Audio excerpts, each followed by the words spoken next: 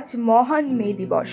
মহান মে দিবস 2025-এ এবারের প্রতিপাদ্য শ্রমিক মালিক এক হয়ে গড়ব এদেশ নতুন করে।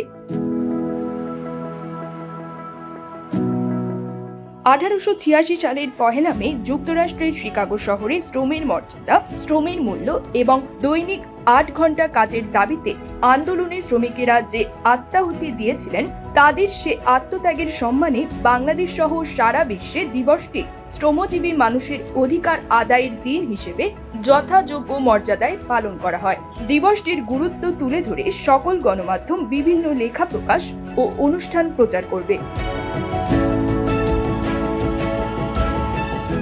মহান মে দিবসে বাংলাদেশ সহ বিশ্বের প্রায় 80টি দেশে জাতীয় ছুটির দিন, আরও অনেক দেশে এটি বেসরকারিভাবে পালিত হয়। দিবসটির আন্তর্জাতিক স্বীকৃতি বিশ্বজুড়ে শ্রমিক শ্রেণীর মাঝে ব্যাপক পরিবর্তন নিয়ে এসেছে। মালিক শ্রমিক সম্পর্কে এই দিবসের তাৎপর্য ও প্রভাব সুদূরপ্রসারী। এর ফলে শ্রমিকদের দৈনিক কাজের সময় নেমে আসে 8 ঘন্টায়। সারা বিশ্বের শ্রমিকরা তাদের শ্রমের উপযুক্ত মর্যাদা পেতে শুরু করেন, নিজেদের অধিকার আদায়ে সফল হয়েছেন। বিশ্বের ইতিহাসে সংযোজিত হয় সামাজিক পরিবর্তনের নতুন অধ্যায়। মে দিবসের মাধ্যমে বিশ্বজুড়ে শ্রমজীবী মানুষের জীবনে যে বৈপ্লবিক পরিবর্তনের সূচনা হয়, তার ফলে ধীরে ধীরে লোপ পেতে শুরু করে সামাজিক শ্রেণী বৈষম্য।